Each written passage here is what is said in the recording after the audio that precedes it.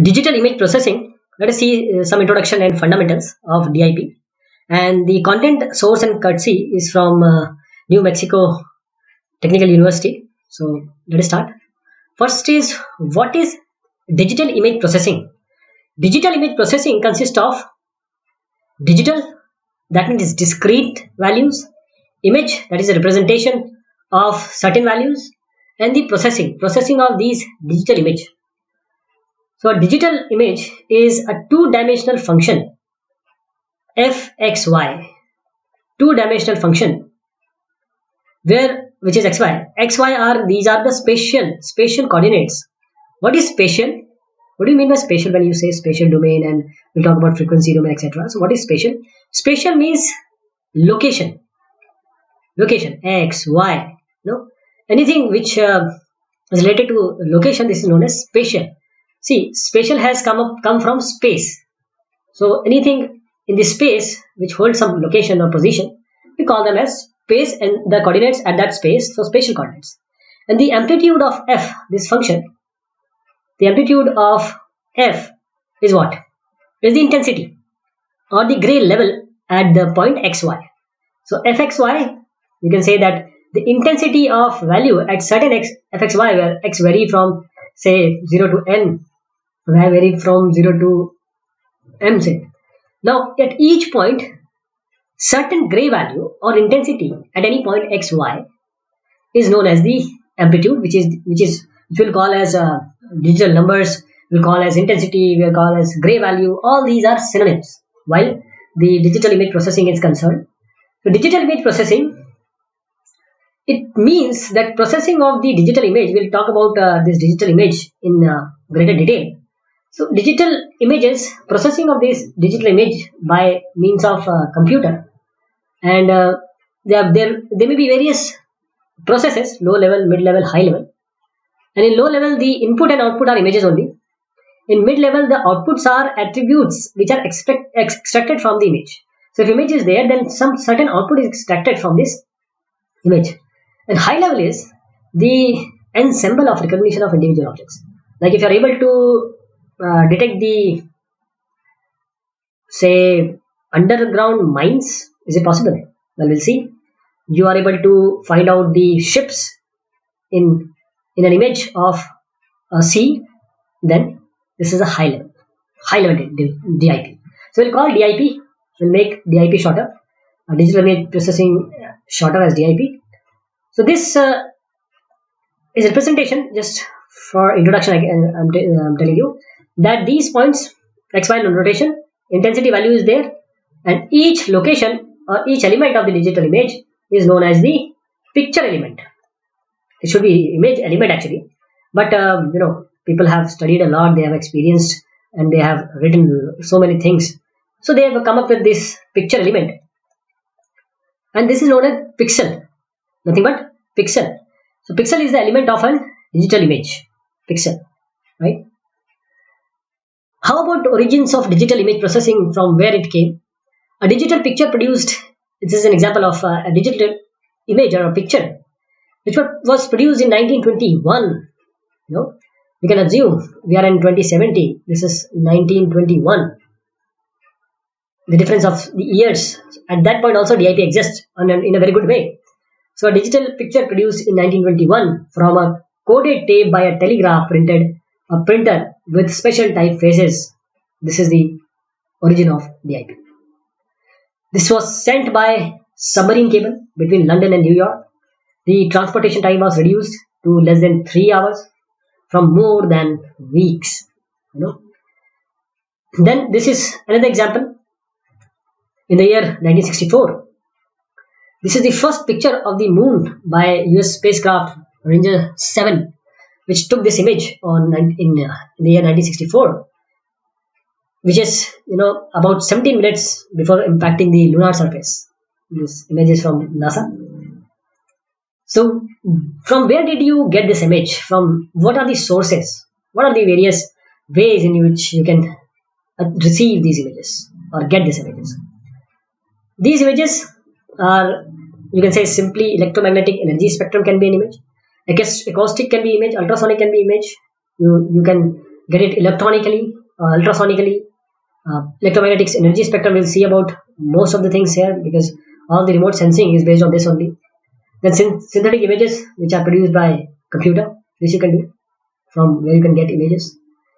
This is very important. Before we go ahead to learn about the electromagnetic energy spectrum, you might have learned this and known this in your academics also, earlier classes. But now this has a special significance, because this is the energy spectrum which says, or which tells you, that each of these, God has created things, everything is a masterpiece what He has created. Why? Everywhere, even if you talk about gamma waves, radio waves, microwaves, infrared, wherever you go in this spectrum or visit in this spectrum, you'll find the uses. Gamma ray, first let us start with the highest frequency or lowest wavelength part. That is the gamma ray. And in this you can have gamma ray imaging, like nuclear medicine, astronomical observations you can do. X-rays you know very well. Every one of us might have subjected to this X-rays. This is for medical diagnostics, industry and astronomy. Gamma rays, they are quite they are considered to be dangerous. X-rays not much, but still prolonged effect can really result in health issues. Then you have ultraviolet. We use this in lithography, industrial inspection, microscopy, lasers, biological imaging and astronomical observations. Then we have visible and infra red bands. This is the band. This is the band where your actual remote sensing imaging is done. So this is light microscopy, astronomy, remote sensing, industry and law enforcement. Then microwave band, again radar. Radar means radar images. Radar is we'll talk about SAR sometime, synthetic aperture radar. And then radio band, of course, the medicine such as MRI and astronomy. This is the example of gamma ray imaging. Gamma ray imaging. First is this is a bone scan. This one is the PET image. This one is the sinus loop. This one is the gamma radiation. You can see this bright spot here from a reactor wall. Then you have this X-ray imaging. These are X-ray imaging. See, this is the X-ray image of a chest. This is the aortic angiogram. This one, aortic angiogram. This is the head CT scan. And this is the circuit boards, sinus loops. These are the uses and applications of your DIP. Then ultraviolet imaging. See, this is just a normal cone. Okay. Then smut cone and sinus loop. This is light microscopy image, and you can see that this one is an anti-cancer agent. Magnified to 250x. This is the cholesterol. This is the microprocessor. This one is the nickel oxide thin film. This one is the surface of audio CD. Crest and troughs. These are the organic superconductor. Increase up to 450x. And now we come to the visual and infrared imaging. These are the Landsat satellite image of Washington DC area. These are the numbers. The 1, 2, 3, 4 refers to the band. So number band 1, band 2, likewise. And each band has something to offer. Like these bands, 7 bands. If it is up to from 0.45 to 4.52, it shows maximum water penetration. So all these bands, say from 0.45 to 2.38, there are bands, there are areas which are not, we call them atmospheric windows. So all these bands have some of the other uses in every regime of life. This is infrared satellite imaging. As you can see, the satellite image of infrared, that these are the heat. It observes the heat. This is how it has changed. And then automated visual inspection. we cannot inspect each and everything. Why not to use this digital image processing? And these are the examples of manufactured goods, often which are checked using DIP. For example, this one is the circuit board controller, and this is the packaged pills. If pills are not there, you can easily get it. These are the bottles. If they are not filled properly, you can find it out. These are the air bubbles in a clear plastic product. This is the cereal, and of course the image of intraocular implant. So all these can be they're using the DIP in a lot of manner. This is the automatic or automated visual inspection, and these are the examples of imaging in the visual spectrum. That is, this is the thumbprint. This is the paper currency automated license plate reading. All these are automatic. You can read this.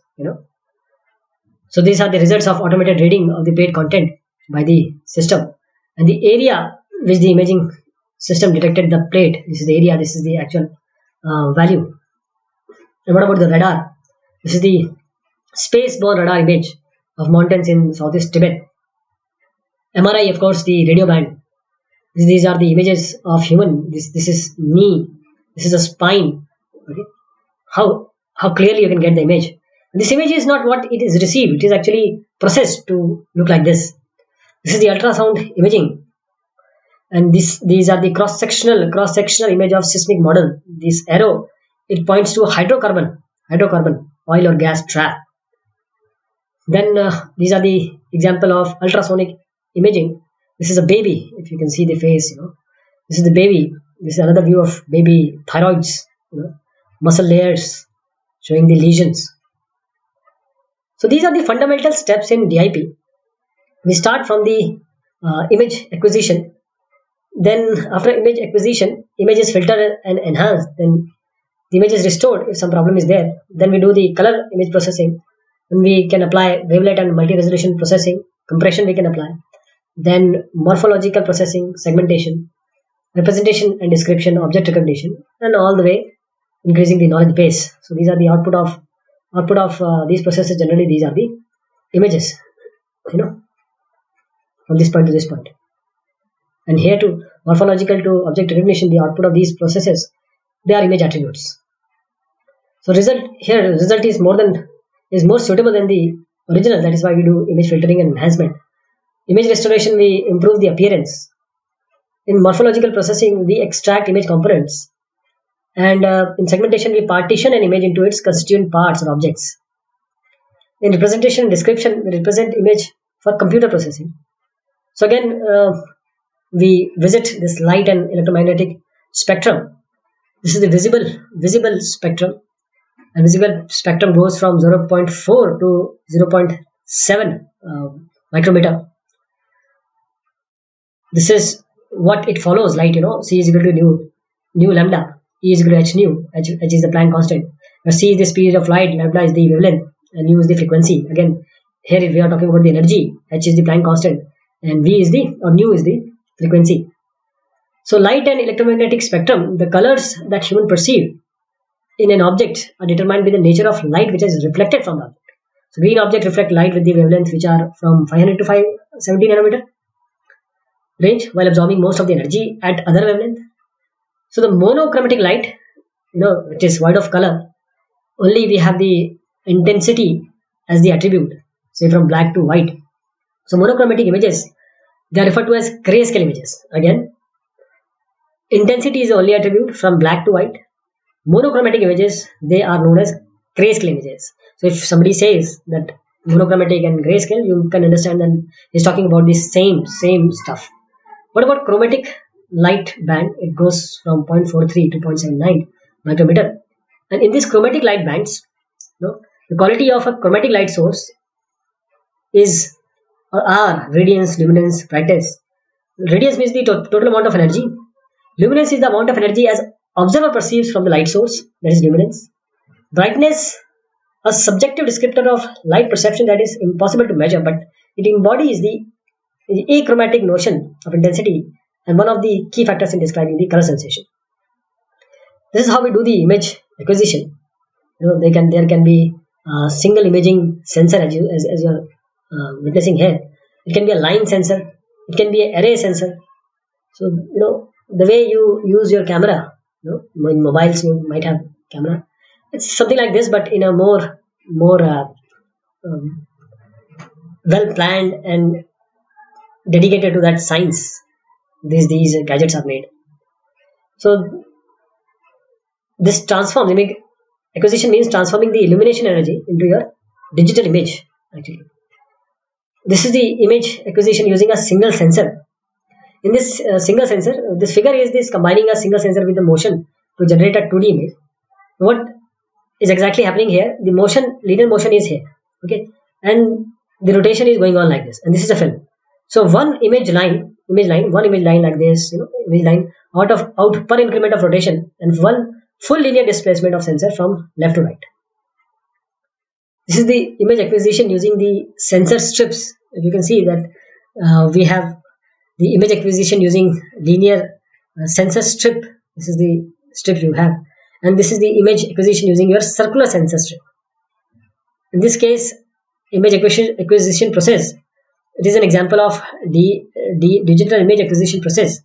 So we have this one, which is the energy source or illumination source. Now this one is an element of a scene. You can call it as a scene element. This is the imaging system, and this is the projection of the scene into the image plane, and this is the digitized image, which is what we are actually dealing with, or will deal with in the whole discussion. So a sample image formation model would be something like this: fxy is equal to ixy into rxy. Fxy is what? This is the intensity at that point. Ixy is the illumination at that point. That is the amount of source illumination incident on the scene. And the R is the reflectance or transmissivity at that point xy. That is the transmissivity. So the amount of illumination reflected or transmitted by the object, which is Rxy. Now this Ixy is between 0 to infinity. Illumination can be from 0 to infinity. And what about this Rxy? Because the reflectance can be either total or none. So it can be 0 or 1. So Rxy lies between 0 and 1. These are the typical ranges of illumination. See, this is very important, because we are going to talk about this also. We'll talk about homomorphic filter also, which exactly works on this model only. So in this illumination, we have lumen. Lumen is a unit of light flow or luminous flux. What is lumen per square meter? LM per meter square. That is nothing but the metric unit of measure for illumination of a surface. On a clear day, the sun may produce in excess of 90,000 lumen per square meter of illumination on the surface of the earth. On a cloudy day, it becomes 10,000. Clear evening, moon, 0.1. Typical illumination level in commercial office is about 1000 lm per m square. And these are the typical range of reflectance. So this is illumination. That means this one. And now we are talking about the R, that is the reflectance. So this is 0.01 for black velvet. See, this is the 0.65 for stainless steel, 0.80 for flat white wall point, 0.90 for silver plated metal, 0.93 for snow. Now this is the figure which shows the image sampling and quantization. How to generate a digital image? So this is this one is a continuous image. You can consider it like this. This is a continuous image, and this one, this is a scan line from A to B. Only this one, from A to B. This is a scan line. This portion, it shows this area. From this point to this point, this curve you can see, variations you can see, and this area you can see the sharp change in the continuous image. So this is used to illustrate the concept of sampling and quantization. This one. So sampling is taking samples. See, these are the you can see these bubbles, if you can see, or the small squares. These are the samples, and when you quantize them, it becomes like this. This is the sampling and quantization. This is quantization. This is digital scan line. This is how you get the digital image. So this on the left side you can see that we are digitizing the coordinate values, and here we are digitizing the amplitude values. In this image sampling and quantization, in this you can see this continuous image which is projected onto a sensor array, and when we try to, or when we actually, this is a continuous image, we take first samples. Okay, the samples we will take according to the Nyquist and Shannon theories. That is, what will be the sampling rate. So this area or these points which you take, these are the samples. And once you get these samples, then you quantize them. Quantize them means you actually assign certain value. Say from 0 to 7 you have to assign. So you assign this value. Say 2.1 is there, so you assign it value 2. Or say 2.9 is there, you assign it value 3. So now you actually quantize it. These samples you have taken from the continuous image. And the result of image sampling quantization is something like this. So you get discrete values. That is, because a digital image means you have discrete values there only, intensity values. These are the intensity values after the quantization, which was preceded by the sampling. This is how we represent the digital image. If you can witness this figure, this is the image plotted as a surface. This is the image displayed as a visual intensity array, while this is the image shown as a 2D numerical array. That is from say 0, 0.5 and 1 values, where this black is represented by 0, 0.5 represent gray, and white represent the black one, but this white represent the 1. This is the actual representation we'll be dealing with in these discussions, representing a digital image. So the representation of a m by n numerical array would be something like this. You can assume it to be a matrix, So f00 means this position, f m-1, n-1 means this position. All these values, these are two-dimension function of intensity values only. These all will be intensity values. So digital images as a representation of m by n numerical array, and this is the representation of m by n. As I said, that will be replacing the values, that is the amplitude value, which will be called as either intensity or say the grayscale, etc. And this is the representation because if you are dealing with digital images, then you must know this MATLAB, matrix laboratory. And because matrix laboratory means it deals with matrix only, mostly matrix. So image is matrix only, as I just showed you in the earlier discussion. So this is the representation of m by n numerical array in MATLAB. And how you are going to represent digital images? Just by discrete intensity values, say from 0 to L-1, which will be equal to L equal to 2 to the power k. Means if it is say 8-bit image, it will go up to 2 to the power 8 minus 1, from 0 to 2 to the power 8 minus 1. Okay. Most is common is 0 to 255. So the number b which is the bits, b of bits required to store m by n digitized image would be m into n, and this k to the power k. So this is k. So m into n into k, you can find this number of bits which is required to store this digitized image. This is just an example how to represent the digital image, the number of storage bits for various values of n and k. As I said, for this L equal to 2 to the power 8 minus 1, that is 255. So it goes up to 0 to 255. So for n by k, all these values are there, and these are the number of storage bits which are required. So this is the first part of our fundamental and introduction. We'll be taking it in more detail in the next section. Thank you so much.